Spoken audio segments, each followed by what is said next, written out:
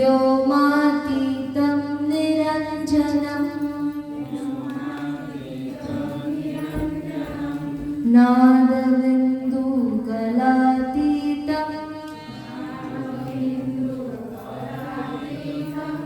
तस्मै श्रीगुरवे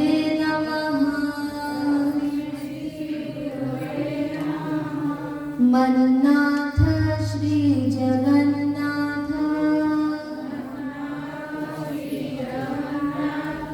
मद्गुरुं श्री जगद्गुरुं मदात्मा सर्वभूतात्मा तस्मै श्री गुरवे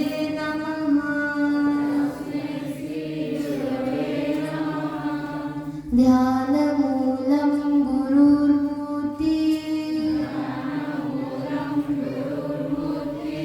पूजामूलं गुरुर्पदम्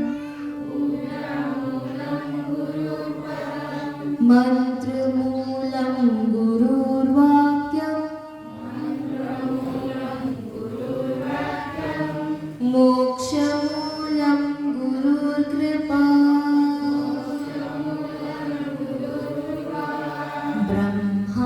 ब्रह्मानन्दं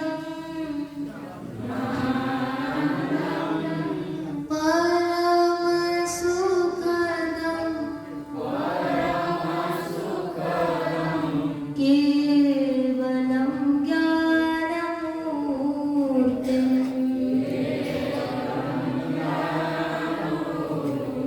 द्वन्द्वातीतं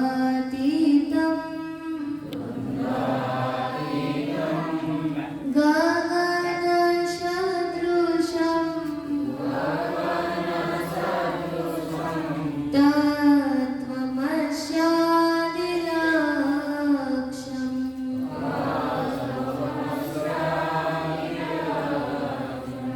एकं नित्यं विमलं अचलं सर्वदि साक्षिभूतम्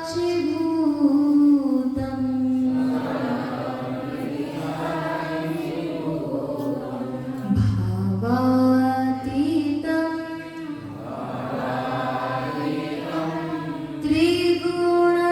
त्रिगुणरहितं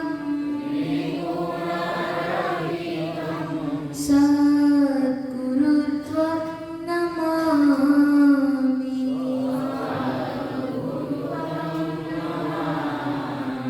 त्वमेव माता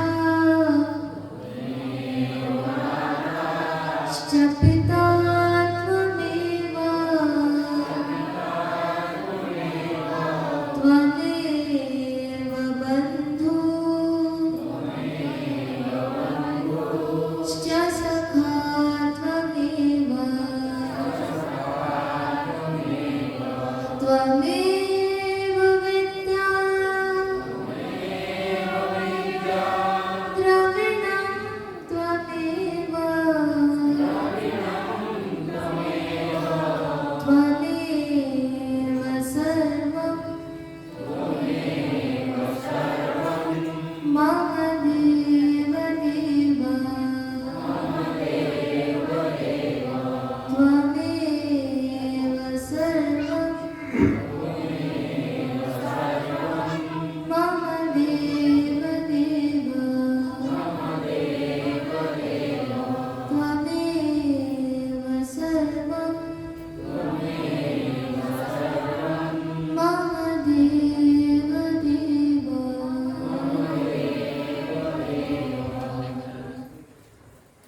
श्रोताओं के रूप में उपस्थित सभी परमात्मा प्रेमियों के चरणों में मेरा प्रणाम।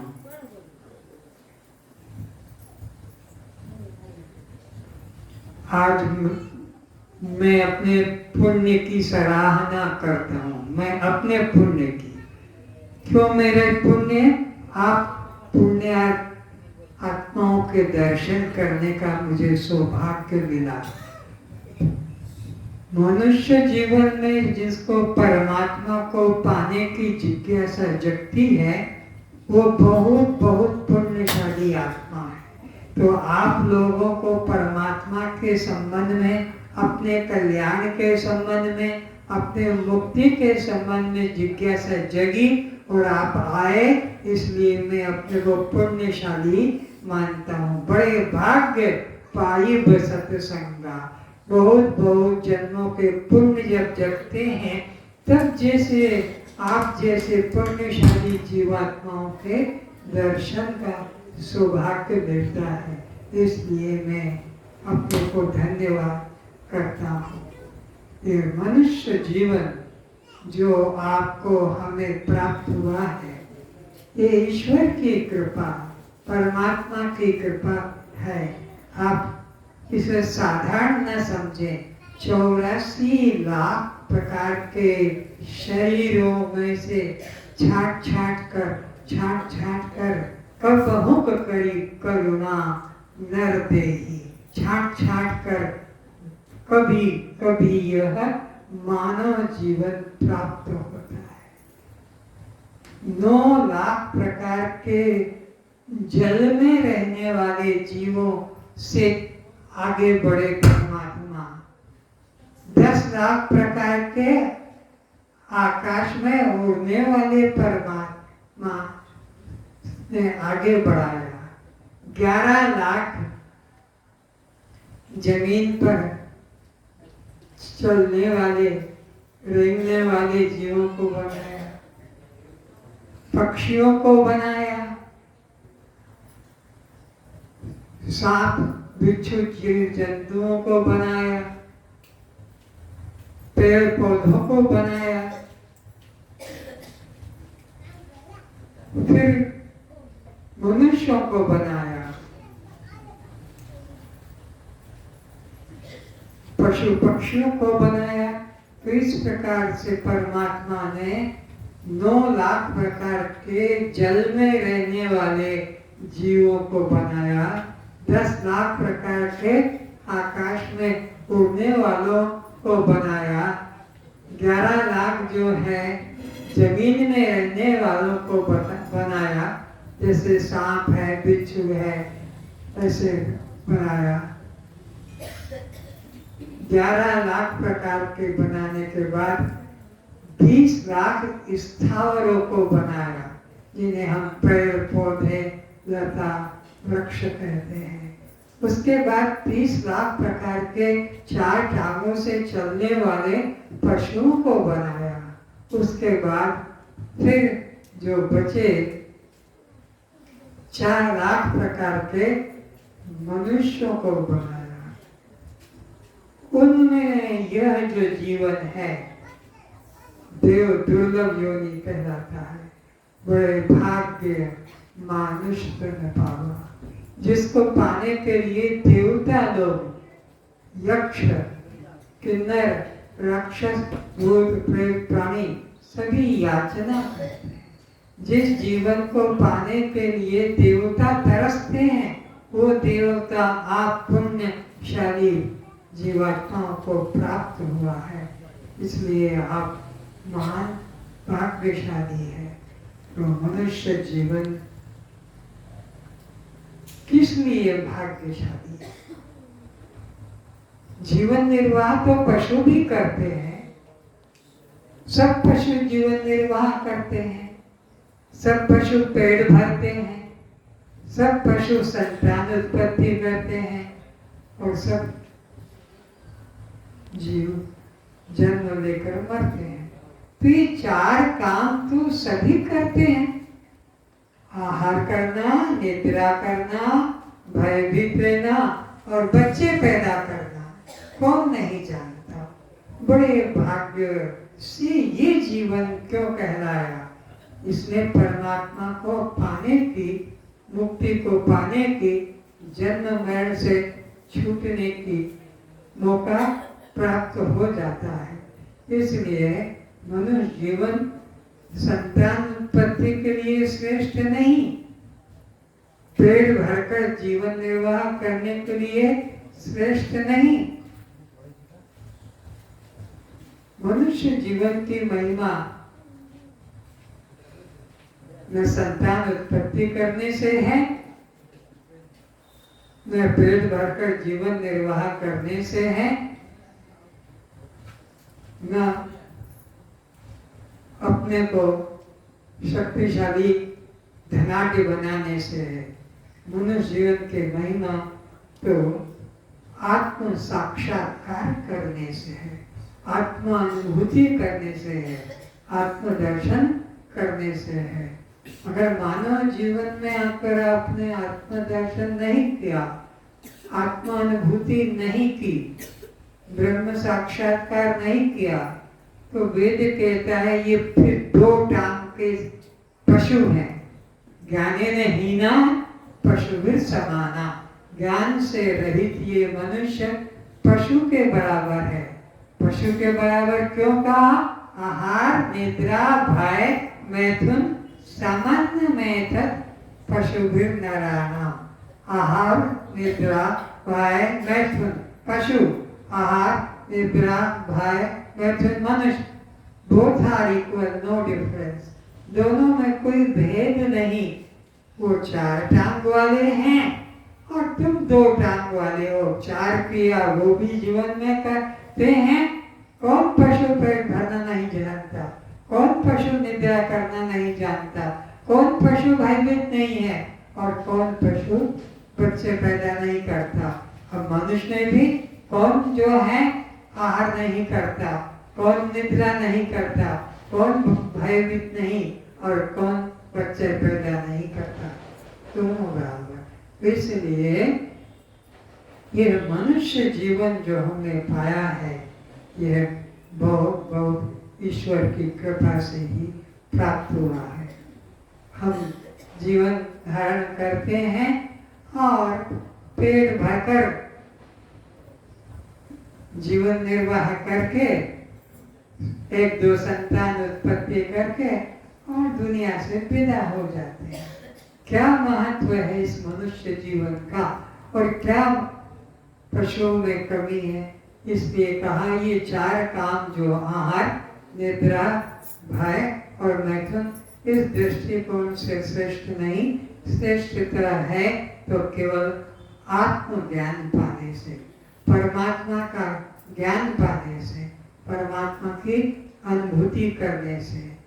हमारे भी क्या है, जैसे ये मृग देखते हैं, इसके नाभि में ही कस्तूरी है और इसकी सुगंध इसको इतनी अधिक आती है तो ये उसे जंगलों में ढूंढता है। इस वृक्ष में, उस वृक्ष में, इस पहाड़ में, उस पहाड़ में खोजता है कहाँ से आ रही है, कहाँ से आ रही है। तो कस्तूरी मृग की नाभि में है और उसकी सुगंध का इतना दीवाना हो जाता है कि जहाँ तहाँ भूखा प्यासा खोजता है, जबकि है अंदर। इसी तरह ये परमात्मा, ये ब्रह्म, ये आत्मा, ये आनंद सबके हृदय मंदिर में बैठा। ईश्वर सर्वभूतानां हृदय से अर्जुन तिष्ठति। 18 अध्याय के 61 श्लोक में भगवान कहते हैं, अर्जुन ये जिस आनंद के लिए लोग भटक रहे हैं, जैसे मृग कस्तूरी के लिए भटक रहा है, जबकि कस्तूरी उसी के ही नाभि में, उसी का स्वरूप है, लेकिन अज्ञानता से बाहर खोजता और खोजते खोजते मर जाता है और उसे उसकी प्राप्ति नहीं होती। तो प्राप्ति तो हमेशा उसकी होती है, ध्यान से सुनना। प्राप्ति तो उसकी होती है जो पदार्थ पहले ना हो उसे प्राप्त किया जाता है, लेकिन परमात्मा तो सबको प्राप्त है। परमात्मा वस्तु अप्राप्त नहीं कि बद्रीनाथ, केदारनाथ, रामेश्वर, जगन्नाथ, अयोध्या, वृंदावन जाएंगे तो मिलेगा, कोई व्यक्ति मिलेगा, कोई वहां महात्मा मिल सकता है, कोई पदार्थ खोजने से मिल सकता है, पर परमात्मा न व्यक्ति है न वो पदार्थ है, न कोई वस्तु है। वो तो सबका अपना स्वरूप है, अपनी होना है। उसके लिए साधन करने की, बाहर खोजने की आवश्यकता नहीं। तो इसीलिए कहा है संत ने, कस्तूरी कुंडल बसे, बोलो कस्तूरी कुंडल बसे, मृग ढूंढे बनमाही, मृग ढूंढे बनमाही। बनमाही का मतलब जंगलों में पेड़ पौधों के अंदर खोजता है। ऐसे प्रभु घट घट बसे, मूरख खोजन जाए, मूरख जंगल जान, मूरख तीरथ जान। ये अवस्था है। जैसे व्यक्ति नाभि में कस्तूरी और अज्ञानता से बाहर खोजता है, ऐसे वो परमात्मा सबके हृदय में विद्यमान है। एक सेकंड के लिए भी अलग नहीं होता। तुम सो जाते हो पर वो नहीं सोता है। इसीलिए तो आपने देखा है ये जगन्नाथ महाप्रभु कैसे हैं। चकाडोला भी, चकाडोला भी कहीं होता है, लेकिन समझाया है, क्या समझाया है कि परमात्मा व्यक्ति नहीं है, परमात्मा शक्ति है। परमात्मा क्या है? तो शक्ति जो होती है वो निराकार होती है, व्यक्ति साकार होता है। ये बिजली जो देखते हो, इसका कोई आकार है? दो तार है केवल, न उसके हाथ पैर सरनाक है। तो शक्ति सदा निराकार होती है।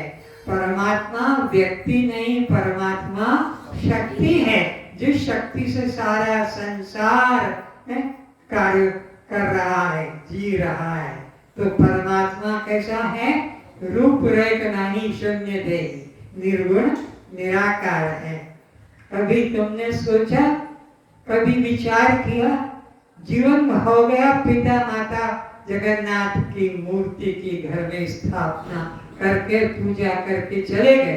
तुम भी कई बार जगन्नाथपुरी गए, दर्शन करके चले आए, पर तुमने देखा कि कृष्ण तो इतना सुंदर, कृष्ण का चेहरा कितना सुंदर बनाया, रूप देखो, उनका रूप मनमोहन भी कहते हैं, मन को मोहित करने वाला।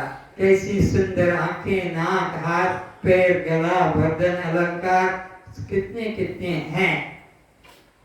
ये भगवान श्री कृष्ण के या राम के, लेकिन इन भगवान के लिए कहाँ चले गए थे?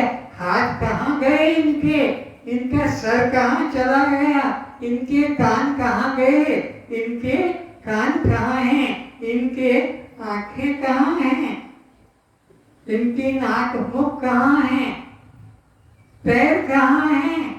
कभी विचारा कि ये जगन्नाथ, जगन्नाथ का मतलब होता है जगतरनाथ, जगन्नाथ से कौन? व्यक्ति नु है, शक्ति स्वरूप है। तो जगन्नाथ कैसा है?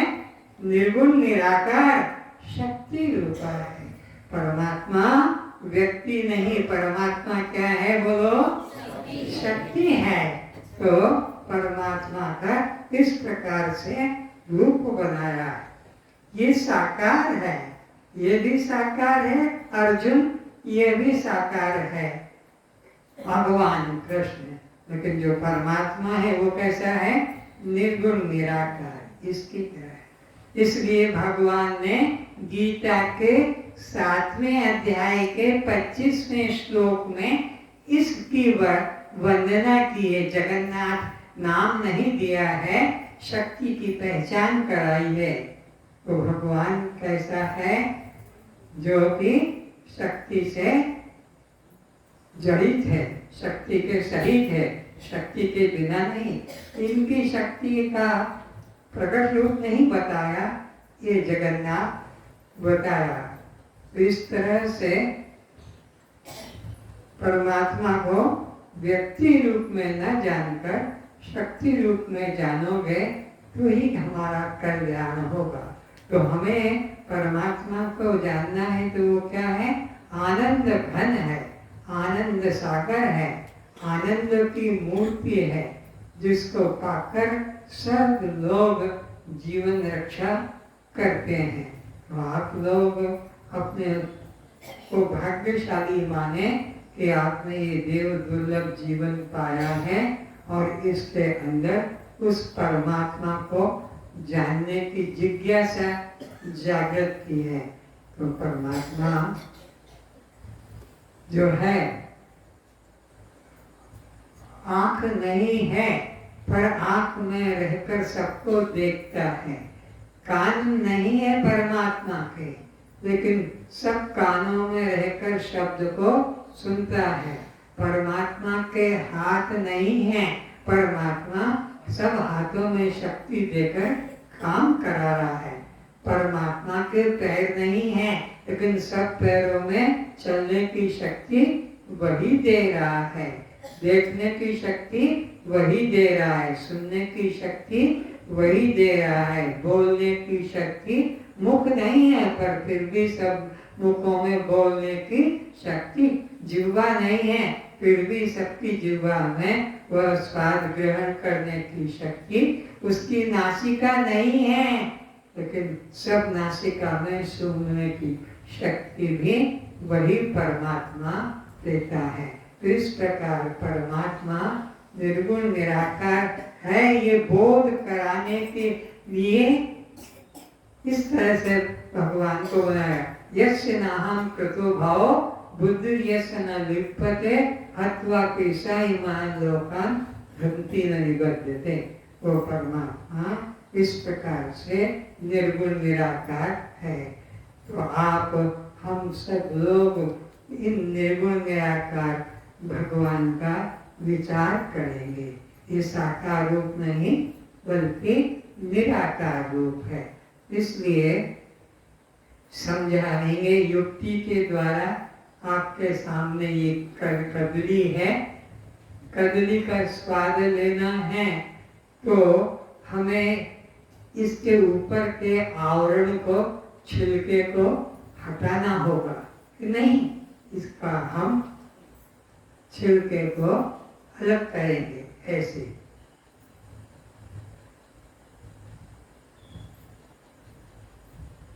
तब हम उसको ग्रहण करेंगे। संतरे को छीलना है तो इसका भी आवरण को निकालेंगे। तब हम सार वस्तु बाहर होती है कि भीतर, सार और असार, ऊपर असार होता है और अंदर सार होता है। ये एप्पल है, सेब है, एक अंगूर इतना पतला है, इतना, इसका भी छिलका जब निकलेगा तब जिह्वा में स्वाद आएगा। छिलके के सहित अगर तुम मुख में रखोगे कोई स्वाद नहीं आएगा। तो परमात्मा ने संसार में दो चीजें बनाई है, एक असार और दूसरा सार। असार असार बाहर छिलके रूप में रखा है। चावल सार वस्तु है, धान जो उसका ऊपर का हिस्सा है वो निकालना पड़ता है तब उसको हम ग्रहण करते हैं। इसी प्रकार चना, मटर, अलसी सब ऊपर ऊपर क्या दिया है? असार दिया है, सार वस्तु अंदर है। तो परमात्मा सार वस्तु सबके अंदर विद्यमान है, उसका अनुभव करना है। तो नाम रूप असार वस्तु जब हटाई दी जाएगी मन से तो सार वस्तु चेतनात्मा सबके अंदर विद्यमान है, उसका हमें मैं रूप में अनुभव करना होगा। याद रखो परमात्मा को यह रूप में वह रूप में नहीं अनुभव करना है, यह रूप में, यह इदम इदम, अहम अहम, परमात्मा को अहम रूप में अनुभव करना है। जो जो यह करके अपने से भिन्न करके बताया जाता है वो परमात्मा सत्य नहीं होगा, वह छिलका रूप में होगा। सार वस्तु तो सबके अंदर अनुभव में आती है। परमात्मा को आप शक्ति रूप जाने, सार रूप जाने, उसे असार जन्मने मरने वाला नहीं जाने। जो जन्म लेकर चला जाता है वो महापुरुष हो सकता है, कोई संत हो सकता है, कोई ज्ञानी हो सकता है, व्यक्ति हो सकता है, पर शक्ति कभी भी शरीर धारण नहीं करती है। शक्ति निर्गुण निराकार होती है। तो परमात्मा सार रूप में अपने अंदर विद्यमान है, उसका अनुभव करेंगे। किस रूप में? इस रूप में।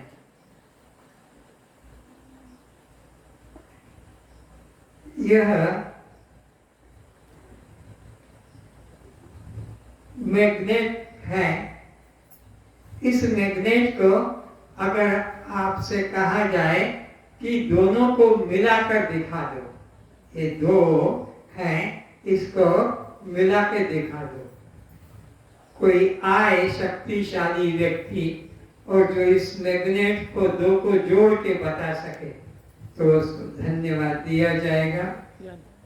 ये दो टुकड़े जो है मैग्नेट के, इनको मिलाया ऐसे, ये देखो ऐसे ऐसे ऐसे कोई मिला सके तो महान शक्तिशाली माना जाएगा।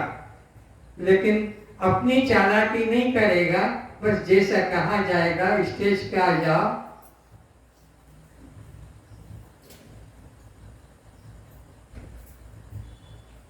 इसको पकड़ो इस हाथ में, ऐसा ऐसे पकड़ के रखो। क्या कहा है कि दोनों को मिलाकर दिखा देगा। अब इसको पकड़ो, अब दोनों को मिला दो, हाथ लंबे करो थोड़ा।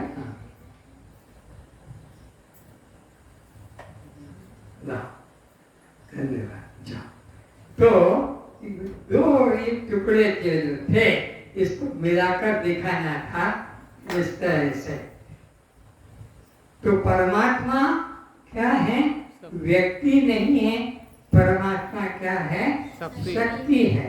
तो शक्ति का अनुभव किया जा सकता है, व्यक्ति का, वस्तु का दर्शन किया जा सकता है। तो आज का ये प्रथम दिन है, यहाँ पर लोगों का भी उत्साह कम दिखाई पड़ता है। प्रचार तो हुआ है लेकिन फिर भी उन्नति, उपस्थिति बहुत कम दिखाई पड़ती है। तो ये जो विषय है बहुत भाग्य से सुनने को, देखने को मिलता है। जैसे ये पक्षी आपके सामने है, पिंजरे में है, इनको उपदेश दे दिया कि बहेलिया आएगा, जाल बिछाएगा, दाने डालेगा, मैं नहीं फंसूंगा, खाकर उड़ जाऊंगा। तो ये पक्षियों को देख रहे हो, डंडे के ऊपर लटक रहे हैं। दो पक्षी दोनों कोने पे हैं और बाकी चार पक्षी लटक रहे हैं। मंत्र सीख लिया, बहेलिया आएगा, जाल बिछाएगा, दाने डालेगा, मैं फंसूंगा नहीं, दाना खाकर उड़ जाऊंगा। लेकिन वे जब आते हैं, जाल के ऊपर जो फल रखा है उसे खाने के लिए बैठते हैं डाल पर और वो रस्सी नीचे घूम जाती है। सब लटके हुए हैं और बोल रहे हैं यही, बहेलिया आएगा, जाल बिछाएगा, दाने डालेगा और मैं फंसूंगा नहीं, उड़ जाऊंगा। बस गुरु लोग ने भी तुम्हें मंत्र दे दिया, राम राम बोलो, कृष्ण कृष्ण बोलो, गोविंद बोलो और कुछ नाम बोलो, और तुम्हारा कल्याण हो जाएगा। लेकिन तुम्हारा जीवन देखो, शादी नहीं थी, तुम अकेले थे, कुछ शिक्षा प्राप्त कर ली, नौकरी ढूंढ ली, व्यापार ढूंढ लिया, शादी कर ली, बच्चे बना लिए, दो चार, और जीवन खत्म कर दिया। क्या यही बस कर्म है? क्या यही बस मनुष्य जीवन है? क्या इसलिए मनुष्य जीवन को सबसे श्रेष्ठ कहा कि धन कमा लो, शादी करके बच्चे पैदा करके, और यही सब छोड़कर खाली हाथ आए और खाली हाथ जाना है, कुछ न लेकर आया है न लेकर जाना है। तो मनुष्य जीवन की महिमा बहुत दुर्लभ है, इसलिए इसे 84 लाख योनियों ने सबसे श्रेष्ठ समझा। तो देखें, 9 लाख प्रकार के जल में रहने वाले जीव हैं, जल में रहते हैं, मछली मगर बनकर। क्या है उनका जीवन? 12 ही महीने जल में रहना, सर्दी कितनी हो, वर्षा कितनी हो, गर्मी कितनी हो, जल में ही जीवन। तुम्हारे बारे में बता रहा हूं, ये जो अभी यहाँ बैठे हो, तुम सीधे यहाँ नहीं आए हो, 9 लाख प्रकार के जल में रहने वाले जीवों की योनियों में प्रवेश किया, और वहां पर लोग आते हैं, जाल में फंसा कर ले जाते हैं। 9 लाख प्रकार के जल में रहने वाले मगर, मच्छर, कछुआ आदि को लेकर, और जीवन खत्म हो जाता है। और उसके बाद फिर बेचारे तो 10 लाख प्रकार के पक्षी बनकर जीवन निर्वाह करते हैं। पक्षी बनकर 12 ही महीने, जैसे मछली तो 12 महीने जल में रहती है, दूसरा कोई रास्ता नहीं उसके लिए, लेकिन ये पक्षी लोग 12 ही महीने वर्षा का भी भीगते रहते हैं, 12 ही महीने सर्दी में भी ठिठुरते रहते हैं, 12 ही महीने अपना गर्मी में रहते हैं। इनके जीवन को देखो, तुमने वो जीवन भोगा है। आज शूटेड बूटेड बनकर बैठे हो, साड़ी कुर्ता ब्लाउज ब्रा बन करके बैठे हो, लेकिन जब तुम पक्षी बने थे तब तुम्हारा जीवन किस प्रकार से चल रहा था। सर्दी हो, गर्मी हो, वर्षा हो, और खाने को क्या मिलता था? कहीं पौधे पर से पक गए तो फल खा लिए, और कहीं कच्चे मिले तो कच्चे खा लिए, कहीं पत्ते मिले तो पत्ते खाकर जीवन व्यतीत किया। वो जीवन तुम सोचो, हाय मैं आज दाल भात खा रहा हूँ, बढ़िया और पीछे मिठाई खा रहा हूँ, और आज उनका जीवन में मैंने क्या कष्ट भोगा। तो वो पशु का जीवन भी, पक्षी का जीवन भी देखो कितने कष्ट से व्यतीत किया था। कोई एक भी यहाँ नहीं है जो कभी मछली जीवन में नहीं गया हो, जो कछुआ जीवन में ना गया। कोई एक भी यहाँ नहीं बैठा है जो कि कौवा, चढ़ी, तोता या चील आदि न बनाओ, सब योनियों में गए, और फिर उस योनि में भी किसी व्यक्ति ने पत्थर माया, आपको रबर में गुलेल बनाकर, और तुम तड़पते तड़पते छटपटाते नीचे गिर गए। ये पक्षी क्या करे? और उन्होंने फिर तुम्हारे पंखों को तोड़ दिया, जैसे भुट्टे के छिलके निकाल कर फेंक कर भुट्टों को पकाकर खाते हैं, ऐसे तुम्हारे, जब तुम कौवा बनकर, तोता बनकर, चिड़ी बनकर, चेल बनकर ये जब योनि में गए तो तुम्हारे पंखों को तोड़ दिया, चीर दिया, और तुमको पकाकर आग में या तेल में भूनकर खाया, तुमको खाया। वो जीवन का विचार करो। ये जीवन में आज जो तुम सुख भोग रहे हो, ये ईश्वर की महान कृपा, दया है। जब तुम चढ़ी बनकर थे तब तुम्हारा जीवन कैसा निकलता था। वाही मैंने वृक्ष पर टंगे रहते थे। तुम्हारे बच्चों को वहां उसके कोटर में अंडे के रूप में रख देते थे, पर तुम बाहर पेट भरने के लिए उड़ते थे और कोई दुष्ट आदमी तुम्हारे उस बच्चे को अंडे को भी निकाल कर लेकर चला जाता था। एक तोते ने एक अपना बच्चे दो पैदा किए और दो बच्चों के अंडों को वहीं रख दिया और दिन भर तोता तोती बाहर घूमते थे। संध्या को लाकर अपने बच्चों को संभालते थे, अपने मुख में से रखा उनके मुख में, ऐसे बच्चों को देते थे। ऐसे करते करते वो बच्चों को थोड़ा बाहर निकाल दिया उस लकड़ी के घर में से। लकड़ी में छेद कर करके घर बना लेते हैं। वो नीचे उतर गए पक्षी, वहां एक जाल में डाल के एक व्यक्ति ने फंसा दिया। वो दो अंडे के पक्षी बन गए, पक्षी चलने लगे, झाड़ से नीचे उतर गए। एक दुष्ट व्यक्ति ने उसको अपने फंसा दिया। अब संध्या को आई, वो उसकी माँ देखा मेरे बच्चे नहीं, ऊपर गई, डाल डाल में गई, इधर उधर, नीचे दृष्टि देखी, अरे अरे मेरे बच्चे तो अंडे तो जो है बच्चे जो थे वो नीचे जाल में फंसे हैं। धिक्कार है मेरे जीवन को।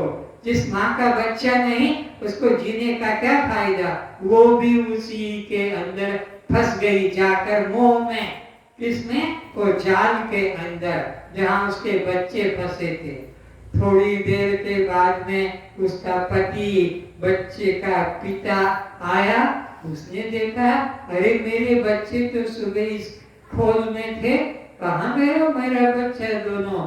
इधर देखा, ऊपर नीचे, डाल डाल में देखा, कहीं नहीं देखा।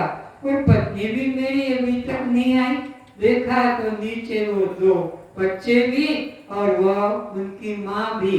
सोचा उसने धिक्कार है, अब ये बच्चे और ये माँ निकल कर बाहर आ नहीं पाएगी क्योंकि इन्होंने तो जाल में फंस गए हैं। धिक्कार है मेरे को, बाप बड़ा हूँ मैं, पुरुष होकर मेरी पत्नी भी नहीं है और बच्चे भी नहीं है, ऐसे जीने का क्या फायदा, मर जाना चाहिए। और वो भी उतर कर उसी जाल के अंदर फंस गया और जीवन नष्ट कर दिया। मोह मूल परमार्थ नाही। इस तरह से मोह में फंसकर जीवन व्यतीत कर दिया। तुम लोगों ने जब 9 लाख जल के जीव बनकर व्यतीत किया, 10 लाख पक्षी बनकर जीवन व्यतीत किया और 11 लाख तुमने सांप बिच्छू बनकर, कीट पतंग बनकर पशु योनि में जन्म लिया, पक्षी योनि में जन्म लिया और इस तरह से कष्ट भोगते रहे। सांप बने, बिच्छू बने, कछुआ बने, मूसा बने, ये योनियों में गए और वहां भी तुमको इसी प्रकार से सताया गया, मारा गया और तुमने जीवन व्यतीत किया।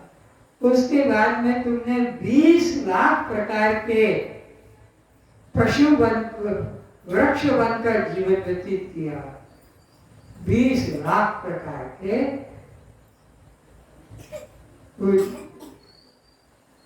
जीव बनकर व्यतीत किया। कभी सुअर बने, कभी कुत्ते बने, कभी बिल्ली बने, कभी मूसा बने, ये योनियों में गए, वहां का कष्ट भोगा। कैसा जीवन था। अभी हम दाल भात रोटी सब्जी खाते हैं, वहां मल खाने को मिलता था, चट्टी खाने को मिलता था और कोई जीवन निर्वाह का सहारा नहीं था। वो हमने योनि भोगी।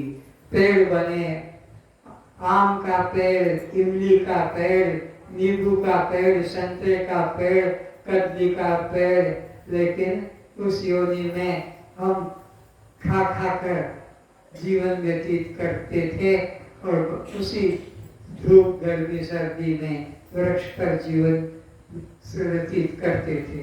वो जीवन को देखो, तुलसी में क्या है, पत्ता ही तो है, लेकिन तुलसी माता कहलाता है। पीपल में क्या है, कोई देवी देवता की कल्पना की है, वट वृक्ष में भी देवी देवता की कल्पना की है, आंवले में देवी देवता की लोग परिक्रमा करते हैं, पूजा करते हैं, आरती करते हैं, प्रार्थना करते हैं।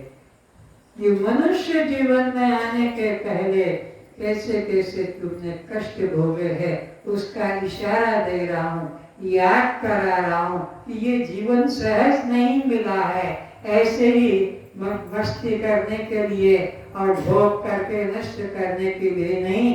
ये तो 84 लाख योनियों में तुमने जीवन व्यतीत करते करते करते कब हुक करी करुणा नर देही, ऐसे 84 लाख की छटनी करते करते ये जीवन प्राप्त हुआ है मनुष्य योनि।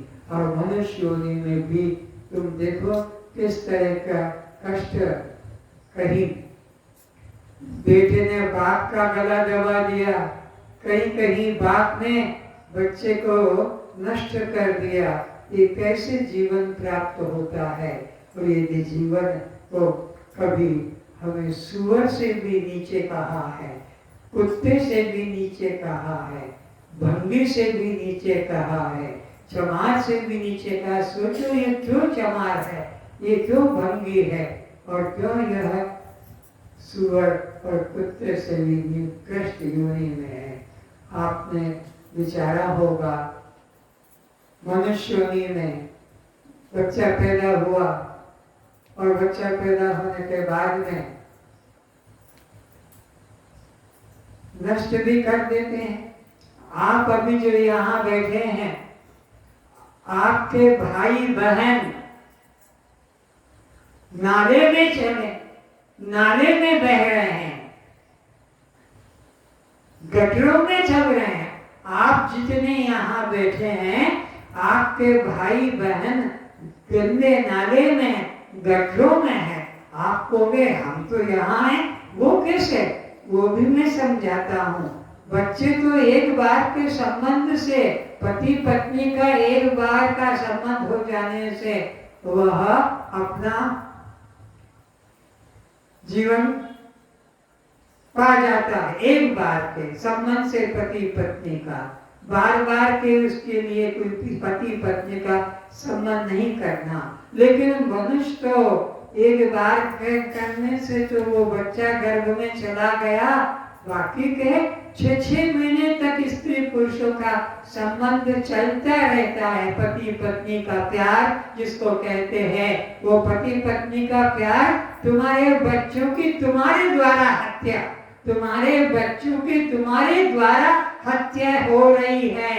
ये पति पत्नी का जो संबंध होता है, एक बार से बच्चा गर्भ में चला गया, सुरक्षित हो गया। लेकिन बार बार जो ये संबंध करते हैं, प्रतिदिन करते हैं, सप्ताह में करते हैं, ये महीने में, ये जो अब संबंध दूसरी बार हुआ है, ये तुम्हारे बच्चे की हत्या का कारण तुम बनते हो। क्योंकि वो जो वीर्य बिंदु स्त्री के गर्भ में जाने को था, वो अब स्त्री का दरवाजा तो गर्भ का बंद हो गया, वो दरवाजा बंद हो गया। फिर वो जो पुरुष का वीर्य था, वह नाले में जाता है। कपड़े पे गिर जाए तो नफरत, बदन पे गिर जाए तो नफरत। जब तक उसको साफ नहीं करते हो, तब तक आदमी को चैन नहीं आता है। तो तुम्हारे भाई बहनों की तुम हत्या कर रहे हो। प्रत्येक जो यहाँ बैठे हैं, सुनने को बड़ा अजीब लगेगा, हर विषय यहाँ आपको आश्चर्यजनक प्रमाण सहित बताया जाएगा। ये मनुष्य जीवन किस तरह से आपको प्राप्त होता है, इसको जब निकाला जाएगा तो कहते हैं नाक के छेद से नारियल, नाक के छेद से कोई नारियल निकाल सकता है? बोलो नहीं। नाक में से नारियल को घुसा सकता है कि निकाल सकता है? नहीं ना। स्त्री की योनि नारियल का छिद्र की तरह समझ लो, वहां से निकालना है। बच्चा निकाला जाता है, कितना बड़ा उसका शरीर होता है, और स्त्री का योनि द्वार कितना छोटा। तो जैसे नाक के छेद छोटा, स्त्री योनि छेद भी छोटा, और जैसे नारियल बड़ा होता है, नाक के छेद से निकालना मुश्किल, ऐसे ही गर्भ से निकलने वाला बच्चा भी 2 पौंड, 3 पौंड, 4 पौंड, 5 पौंड का होता है, उसको निकाला जाता है। माँ के मरने जैसी अवस्था है, और बच्चे के भी मरने जैसी। जन्म तो मरत दूसरा दुख होई, शास्त्र कहता है उसका जन्मना कितना कठिन होता है, और मरना भी जीव का। तो जन्म तो मरत असहनीय कष्ट भोगना पड़ता है, तब जाकर ये जीवन प्राप्त होता है।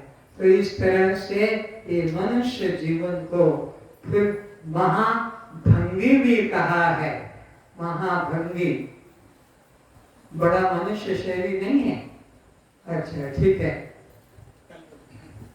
कहाँ है, छोड़ो। महाभंगी, भंगी हिंदी में कहते हैं मल को ढोने वाले को। जब तुम्हारे यहाँ लेट्रिन सिस्टम नहीं था, तो गांव के सब घरों से भंगी मल लेकर टोकरी में रखकर और खेतों में डालते थे, जिससे फसल चाहे धान हो, चना हो, गेहूं हो, तुअर, सब ज्यादा पावरफुल और ज्यादा फसल होती थी। ठीक है ना। गांव के पूरे घरों का मल खेत में खाद के रूप में उपयोग लिया जाता था।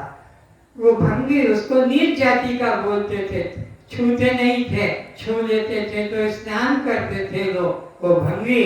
और अपना वो काम करके, और वो भी स्नान करके बच्चों के साथ में खाते पीते पत्नी के साथ में रहते थे भंगी। तो वो 24 घंटे में ये काम करते थे। प्रतिदिन सुबह भंगी, गांव का भंगी टोकरा दिया, घर घर की टट्टी लेकर अपने सर पे, और किसी के खेत में जिसने कहा है हमारे खेत में डालना, हमारे खेत में डालना, 500 रुपया देंगे, 200 रुपया देंगे, 100 रुपया देंगे, तो भंगी उस खेत में वो गांव की टट्टी डालता था, उससे अन्न पैदा होता था, और नहा धोकर वो पवित्र अपने को करता था। लेकिन ये जो यहाँ बैठे हैं, ये महाभंगी है। महाभंगी क्यों? उस भंगी को कहा है, इसको महाभंगी क्यों कहा? वो तो 24 घंटे में 4 घंटे का काम करके नहाकर कपड़े बदलकर पवित्र कर लेता है। लेकिन ये भंगी 24 घंटे डब्बा अंदर रखकर चल रहा है। 24 घंटे तुम्हारा अभी जो खाना खाया, ये कहाँ जा रहा है? अंदर ही तो जा रहा है ना, जो डब्बे में रखना है। और 24 घंटे के बाद में वो क्या बन जाएगा? जब निकलेगा तो खाने योग्य मानोगे, छूने योग्य मानोगे? उससे हाथ भी धोते हैं, साबुन मिट्टी लगा लगा कर तुम्हारा धोया। इतनी गंदी चीज को 24 घंटे अंदर रखते हो। 24 घंटे अंदर जब सुबह शाम होता है, थोड़ा सा निकाल देते हो, पूरा नहीं निकलता है। निकलता है तो सबको पता है। तो बताओ, वो भंगी तो गांव की चट्टी उठाकर अपना नहा धोकर पवित्र हो जाता है। तो महाभंगी डब्बे को 24 घंटे वो टोकरा सर पे रख के अलग कर देता, तुम्हारा वो चट्टी का टोकरा अंदर का अंदर रहता है। आज नहीं निकला, कब आएगा? आज रोक दो, निकल सकता है तो निकाल लेना। तो इस तरह से हर चीज को यहाँ समझाया जाएगा प्रैक्टिकल के द्वारा। तो यह सुअर प्रतीक का खाना खाता है, कुत्ता कट्टी का खाना खाता है। तुमने भी टट्टी खाई है, एक भी नहीं जिसने टट्टी नहीं खाई, कुत्ते ने या सुअर ने। तो उस जीवन में यही हमारा आहार था, यही भोजन था, यही सौभाग्य था।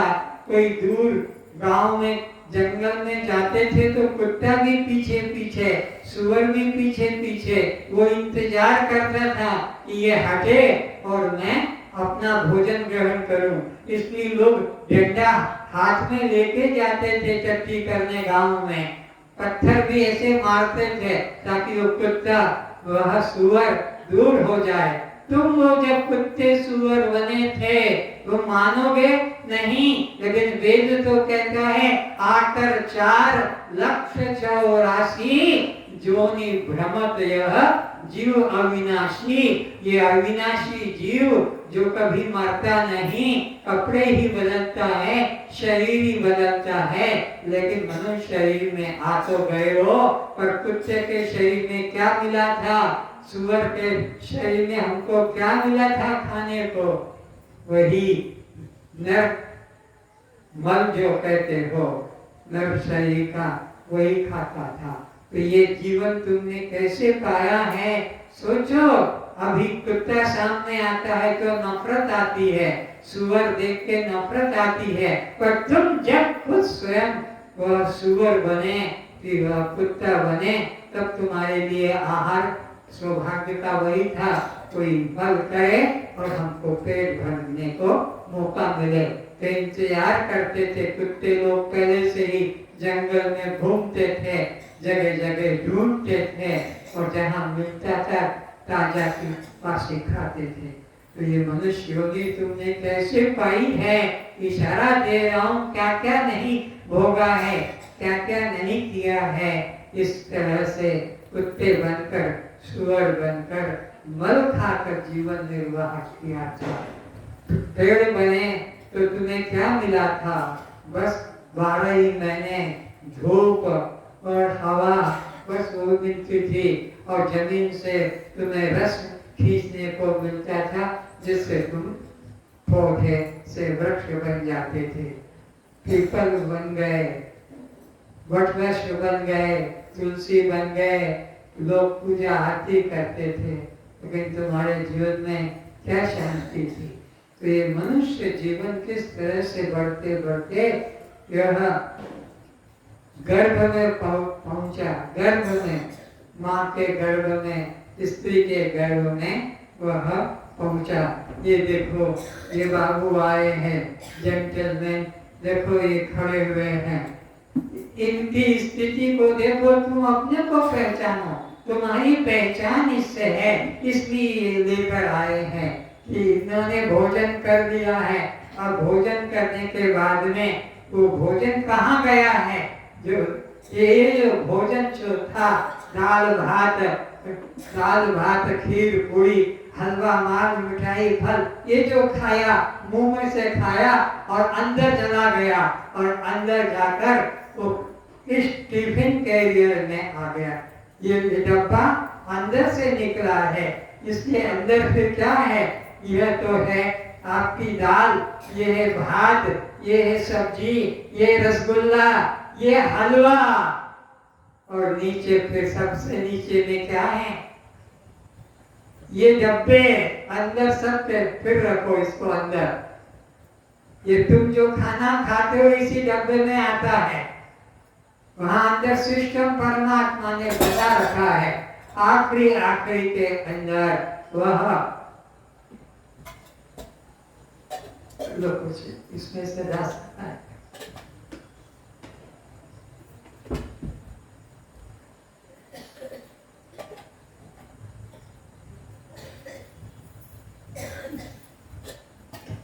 कितना सुंदर ये शरीर है, pant shirt coat tie sari, और देखो 24 घंटे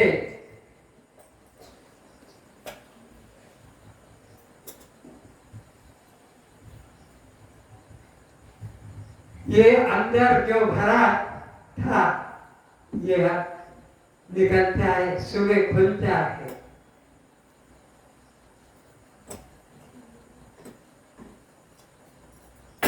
जो तुमने खाया है ये अंदर पेट के अंदर ये डब्बा है।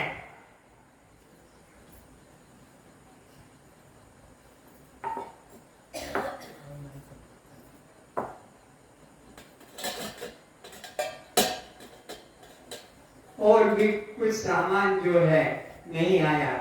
कल ठीक से आज पहला दिन था इसलिए समझ नहीं पाई।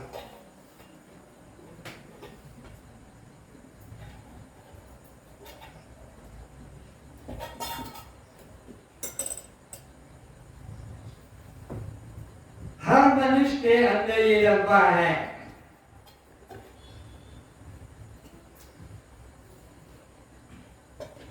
अंगमय कोश, प्राणमय कोश, मनोमय कोश, विज्ञानमय कोश और अंतिम में आया है आनंदमय कोश। ये 5 कोशों का शरीर है। एक एक का विषय आएगा समय पे और समझाया जाएगा प्रैक्टिकल के द्वारा।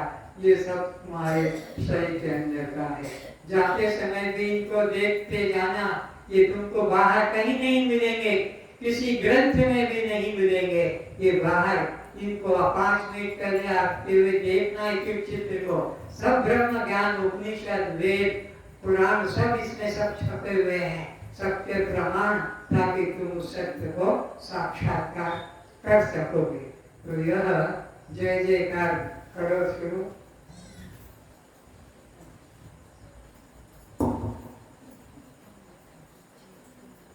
जय जयकार हुई है नगर में, जय जयकार हुई है नगर में। सतगुरुदेव पधारे, सतगुरुदेव पधारे। हरि ओम हरि ओम, हरि ओम हरि ओम, हरि ओम हरि ओम।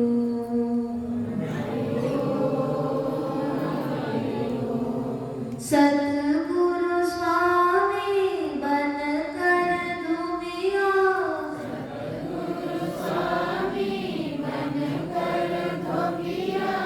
धोबी घाट लगाएंगे, धोबी घाट लगाएंगे। जन्म जन्म की मैली चदरिया, जन्म जन्म की मैली चदरिया। ज्ञान साबुन से धुलाएंगे, ज्ञान साबुन से धुलाएंगे।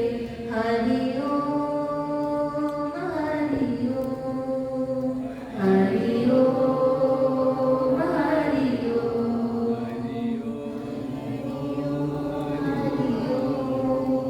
हरि ओम हरि ओम। सतगुरु स्वामी बन रख रेजवा, सतगुरु स्वामी बन रख रेजवा। चादर रंग में आए हैं, चादर रंग में आए हैं। विवेक वैराग्य की शुद्ध चादर को, विवेक वैराग्य की शुद्ध चादर को। श्रवण मनन रंग लाएंगे, श्रवण मनन रंग लाएंगे। हरि ओम हरि ओम, हरि ओम हरि ओम। सतगुरु स्वामी बनकर जोहरी, सतगुरु स्वामी बनकर जोहरी। आत्म रतन धन लाए हैं, आत्म रतन धन लाए हैं। ब्रह्मात्मैक्य की दिव्य मालाएं, ब्रह्मात्मैक्य की दिव्य मालाएं। मुमुक्षुओं को पहनाएंगे,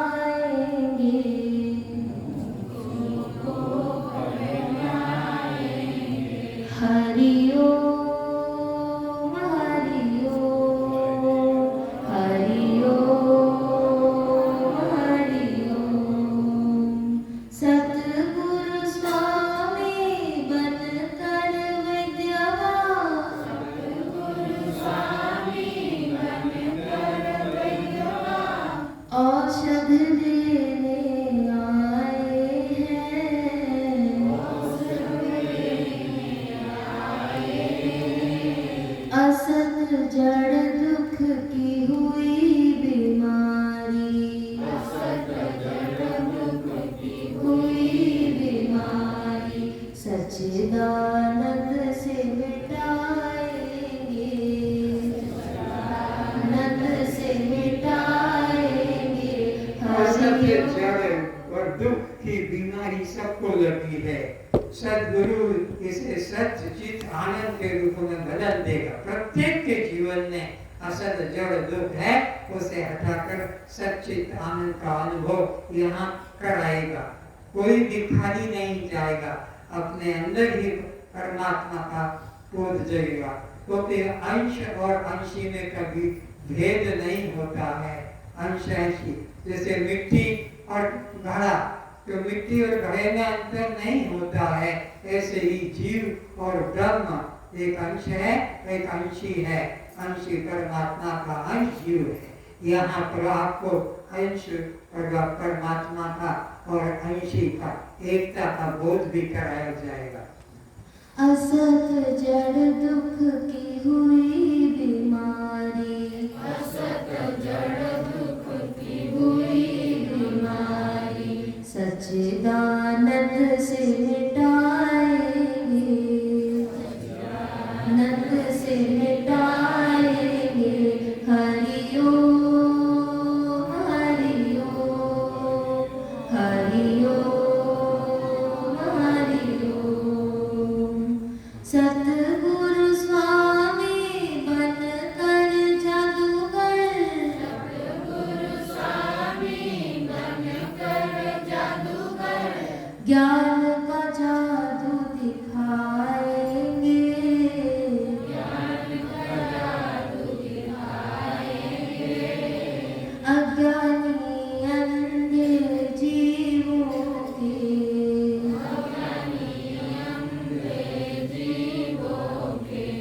ज्ञान चक्षु खुलवाएंगे,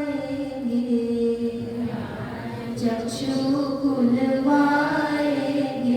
हरि ओम, हरि ओम, हरि ओम, हरि ओम। सतगुरु स्वामी बनकर प्रेमी, सतगुरु स्वामी बनकर प्रेमी, प्रेम जगाने आए हैं, प्रेम जगाने आए हैं। जन्म जन्म के प्यासे मन को, जन्म जन्म के प्यासे मन को, आत्म तृप्ति कराएंगे, तृप्ति कराएंगे। हरि ओम, हरि ओम, हरि ओम, हरि ओम। सतगुरु स्वामी बनकर ज्ञानी, सतगुरु स्वामी बनकर ज्ञानी, ज्ञान जगाने आए हैं, ज्ञान जगाने आए हैं। जन्म जन्म के बंधन से, जन्म जन्म के बंधन से, कैवल मुक्ति दिलाएंगे, कैवल मुक्ति दिलाएंगे। हरि ओम, हरि ओम, हरि ओम, हरि ओम।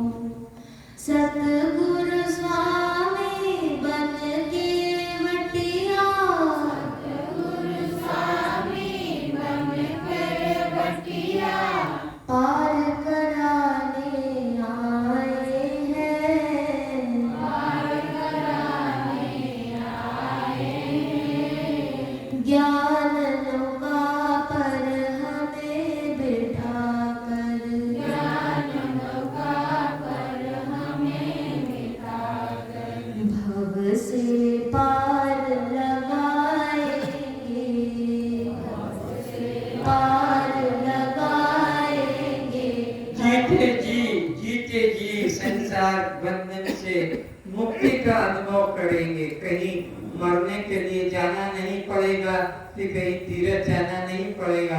यहीं बैठे बैठे आपको भवबंधन से मुक्ति का अनुभव करेंगे। जैसे ये आपको पटरी है, ट्रेन किसके ऊपर चल रही है? पटरी के ऊपर ट्रेन चल रही है। पटरी के सहारे ट्रेन चलेगी। अभी यहाँ देखेंगे तो ये ट्रेन पटरी नहीं होगी तो ट्रेन नहीं चल पाएगी। ये ट्रेन जा रही है, किसके सहारे जा रही है?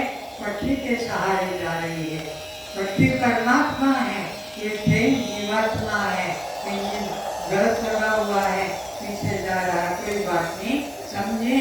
ये जैसे ट्रेन जा रही है, लोडेड है, लगेज लेकर भी जा रही है, यह रिवर्स डायरेक्शन में इंजन चला रहा है। बिना पटरी के जैसे ट्रेन नहीं, ऐसे बिना परमात्मा के ये जीव नहीं। जैसे पटरी के सहारे ट्रेन चल रही है, ऐसे परमात्मा के सहारे तुम्हारा हमारा जीवन चल रहा है। बिल्कुल इसी को साक्षात देखो। परमात्मा तुम्हारा ऐसा संबंध है, परमात्मा तुम्हारा कैसा संबंध है? जैसे पटरी और ट्रेन की तरह।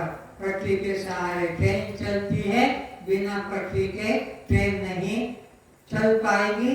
वैसे ही बिना परमात्मा के तुम एक कदम, एक श्वास भी नहीं ले पाओगे।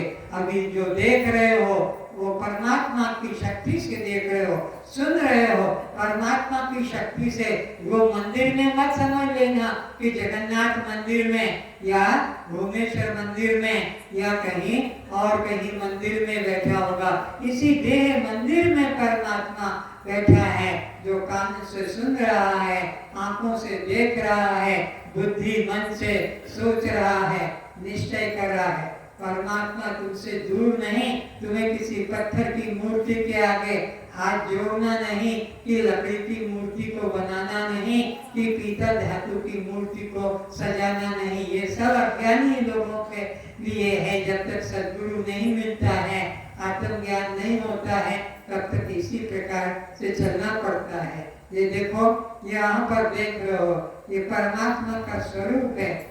एक बहुत बड़ा भीड़ था, बहुत बड़ी मेला था जगन्नाथ तत्व का। जगन्नाथ की मूर्ति निकलती है, लाखों लाखों लोग जाते हैं। एक बुरखे वाली महिला वो भी चली गई और वो भी देख रही है। सब लोग देख रहे हैं, बुरखे वाली महिला लाखों की भीड़ के अंदर खड़ी, वो सबको देख रही है। पर वो बुरखे वाली महिला को, ये जो वाली महिला है, इसको चित्र के रूप में आगे दिखाया। ये जगन्नाथ मूर्ति का त्योहार था, जगन्नाथ मूर्ति का उत्सव। ये महिला खड़ी सबको देख रही है, बुरखे वाली महिला, ये वही बुरखे वाली महिला, ये सबको देखती है। क्यों? वो बुरखा पहना हुआ है ऊपर से, तो वो दिखती नहीं, महिला नहीं दिख रही है, बुरखा दिख रहा है। महिला अंदर छुपी है, वो सबको देखती है, उससे कोई नहीं देखता। ये परमात्मा अंदर छुपा है, ये सबको देखता है, इसे कोई नहीं देखता। ये परमात्मा बुरखे वाली महिला की तरह है। बुरखे वाली महिला, अभी ये जगन्नाथ की मूर्ति कहो कि जगन्नाथ को, ये सबको देख रहा, जितने यहाँ बैठे हैं सबको ये देख रहा है। आँख के वहाँ पर जाली है, बाकी पूरा शरीर ढका हुआ है सत्वगुण रजोगुण तमोगुण से। और परमात्मा सबको देखता है, पर परमात्मा को कोई नहीं देखता। बस तो आप लोगों को यहाँ इस चेतन परमात्मा का अनुभव प्रतिदिन अलग अलग तरीके से समझाया जाएगा। ये शरीर कैसे मिलता है, यह पुनर्जन्म कब होता है, जन्म कब मिलता है, इस तरह का विषय। परमात्मा कहाँ है, कैसा है, यहाँ पर देखोगे ये भी परमात्मा का रूप है, ये भी परमात्मा का रूप है। लेकिन ये जो बीच में है, ये परमात्मा के रूप नहीं है। अर्जुन हाथ जोड़कर प्रार्थना करता है, मुझे उसका अनुभव कराइए जिसका कभी जन्म नहीं होता, जिसकी कभी मृत्यु नहीं होती, भगवान से प्रार्थना करता है हाथ जोड़कर कि मुझे बताओ। भगवान उसको समझा रहे हैं कि जो जन्मने वाला है उसकी मृत्यु होगी, वो कभी परमात्मा नहीं हो सकता। जन्मने वाले का मृत्यु होता है, ये भी मरे, राम भी मरे, और भी जो आए सब मरे। जन्मने वाले का मृत्यु है, और जो अजन्मा है उसकी कभी मृत्यु नहीं होती है। वो अजन्मा कौन है? वो तुम जो यहाँ बैठे हो, तुमने जो यहाँ लेकर आया है, और घर तक जो तुम्हें है और घर ले जाएगा। ये शरीर ना लेकर आया है, ना शरीर लेकर जाएगा। शरीर तो सबका मुर्दा है, शव है। इसको तो चारों लोग कंधे देते हैं और जला देते हैं, लेकिन इसके अंदर जो बैठा है छुपकर, जो संसार में 84 लाख योनियों में भटकते हुए को भी ला रहा है, और आपको भी जिसने यहाँ घर से लाया घर ले जाएगा। जन्म से मृत्यु तक सब कामों में जो साथ है, जिसके बिना कुछ भी नहीं हो सकता, वो चेतन परमात्मा ये तुम्हारा असली रूप है। और तुमने इस चमड़े को, इस देह को, इस कपड़े को ही मैं मान लिया। ये देह, ये चमड़ा, एक शरीर तुम नहीं हो, तुम इससे अलग हो। यह आत्मा का लक्षण बताया कृष्ण ने। जन्म जिसका है, मृत्यु जिसकी है, वो शस्त्र से कटेगा, अग्नि से जलेगा, पानी से भीगेगा, पवन से सूखेगा। सबके शरीर, हमारे माँ बाप के शरीर भी इसी तरह आए और गए, हमारे बेटे बेटी भी इसी तरह आएंगे जाएंगे। लेकिन मैं जो है अंदर, वो न जन्मता है न मरता है, न उसको अग्नि जला सकती है, न शस्त्र काट सकते हैं, न पानी भिगो सकता है, न पवन सुखा सकता है। वो अजन्मा अविनाशी अपना सबका स्वरूप है। इसको यहाँ प्रतिदिन अलग अलग प्रैक्टिकल के द्वारा, अलग अलग सामान के द्वारा समझाया जाएगा। तो ये निर्गुण निराकार का प्रतीक है, और ये भी निर्गुण निराकार का प्रतीक है। ये भी शिव भगवान है और ये जगन्नाथ भगवान है। लेकिन ये राम कृष्ण बीच में जो मूर्तियां हैं, ये अविनाशी नहीं है, ये सबका विनाश है। ये राम का विनाश, कृष्ण का विनाश, दुर्गा का, अम्बा का, काली का, शंकर का, या चतुर्भुज रूप कहाँ है? सब खत्म होते गए, जो जन्म है। लेकिन जो निर्गुण निराकार है वो सदा रहता है। तो आज का विषय हम यहीं पर समाप्त करने जा रहे हैं। और समझने की बात यह है कि मन में किसी से अगर राग द्वेष रखेंगे तो आपका कल्याण नहीं होगा। भगवान चतुर्भुज भी आकर उपदेश करें तब भी कल्याण नहीं हो। किसी एक व्यक्ति से भी मन में राग या द्वेष रखा, तुमको उसकी योनि में जाना पड़ेगा, उसके घर का कुत्ता बनना पड़ेगा, उसके घर का गाय बनना पड़ेगा, उसके घर की बकरी बनना पड़ेगा, उसके घर की लकड़ी लड़की बनना पड़ेगा। तुम्हारा जन्म होगा उस घर में। इसलिए किसी से भी द्वेष भाव मत रखना, शत्रु भाव मत रखना, क्योंकि सब में परमात्मा एक है। रूप अलग अलग है, तुमने जाति अलग बना दिया, शरीर अलग अलग, रंग अलग सब, लेकिन परमात्मा वस्तु एक है। जैसे ये ट्रेन के कितने डब्बे थे, सबको एक पटरी सहारा देती है, वैसे ही शरीर अलग अलग है और परमात्मा एक है। इसलिए दया करके किसी से भी शत्रु भाव मत रखना, बल्कि शत्रु भाव है तो जाकर क्षमा मांग लेना कि मेरा अपराध को क्षमा कर दो, मेरी भूल हो गई, क्योंकि भूल सबसे होती है। तो तुम्हारा वहां से छुटकारा हो जाएगा। फिर तुम्हारी जैसी कर्म की भक्ति होगी वैसे तुम्हें मनुष्य शरीर मिलेगा, और कोई हिसाब से कर्म के अनुसार क्या क्या शरीर मिलते हैं, किस तरह से प्रारब्ध बनता है, कैसे संचित होता है, कैसे क्रिया, ये सब का विषय आगे आएगा। आज इतना ही। नियम ये रखना है कि किसी से वैर भाव न रखें, सब में एक चेतन भाव रखें। प्रार्थना करेंगे। गुरु ब्रह्मा गुरु विष्णु गुरुदेवो महेश्वरः गुरु साक्षात् परम ब्रह्म तस्मै श्री गुरुवे नमः। ध्यानमूलं गुरुर्मूर्ति पूजामूलं गुरुपदम् मंत्रमूलं गुरुर्वाक्यम् मोक्षमूलं गुरुकृपा। मन्नाथ श्री जगन्नाथ मद्गुरुं श्री जगद्गुरुं मदात्मा सर्वभूतात्मा तस्मै श्री गुरुवे नमः। असतो मा सद्गमय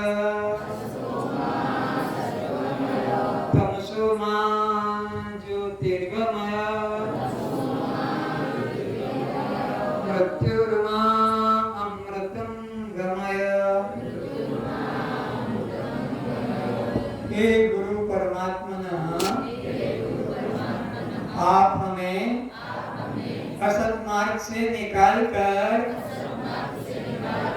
भ्रांति मार्ग से निकालकर भय के मार्ग से निकालकर सत्य के मार्ग पर चलाने की कृपा करें। अमरता के मार्ग पर चलाने की कृपा करें। अज्ञान अंधकार से निकालकर आत्मज्ञान के मार्ग पर लाने की कृपा करें। मृत्यु से निकालकर अमृत आत्मा का अनुभव कराने की कृपा करें। तो अब यह मुख्य बात समझ लें, जन्म मरण किसका होता है? शरीर का। जन्म मरण शरीर का, भूख प्यास प्राणों को, और सुख दुख मन को, और बंध मोक्ष जीव को। ये चार बातें पक्की कर लें। कल मैं फिर पूछूंगा, जन्म मरण किसका? आप बोलोगे शरीर का। भूख प्यास किसको? आप बोलेंगे प्राणों को। भूख प्यास किसको? प्राणों को। और सुख दुख किसको? आप बोलोगे मन को। सुख दुख किसको? और बंध मोक्ष जीव को। बंध मोक्ष किसको? जीव को। तो जन्म मरण किसको? जन्म मरण किसका? भूख प्यास किसको? प्राण को। भूख प्यास किसको? सुख दुख किसको? मन को। सुख दुख किसको? और बंध मोक्ष किसको? जीव को। अब कस्त्वम, तो आप उत्तर देंगे दृष्टा साक्षी आत्मा हम। आप कौन है? दृष्टा साक्षी आत्मा। आप ही जन्मने मरने वाले शरीर नहीं।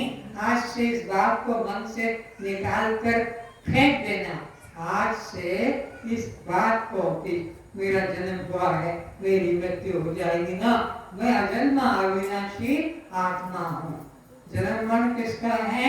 शरीर का। मैं शरीर नहीं, मैं दृष्टा साक्षी आत्मा, मैं जानने वाला हूँ। जो जिसको जानता है उससे अलग होता है।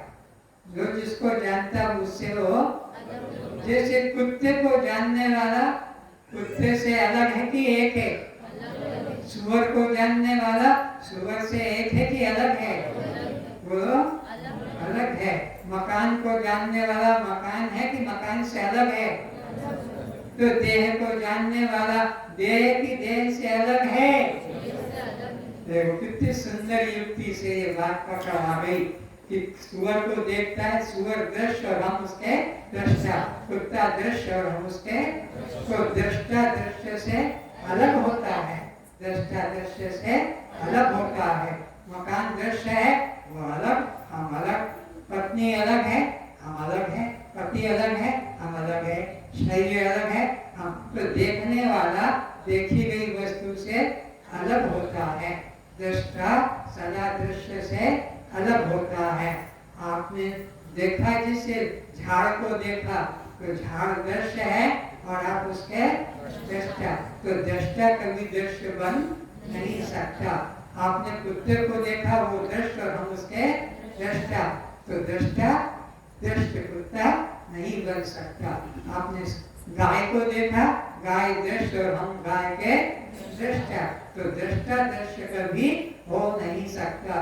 नोट करें जरूर, अपने साथ में नोटबुक लेकर आए, मैं बहुत बातें आपको लिखा के दूंगा जो आपके जीवन में काम आएगी, जो रामायण में, गीता में, उपनिषदों में, भागवत में, वेदों में छिपा हुआ है, वो विषय निकाल कर आपको लिखा दूंगा, तो आप उसको निश्चय कर सकेंगे।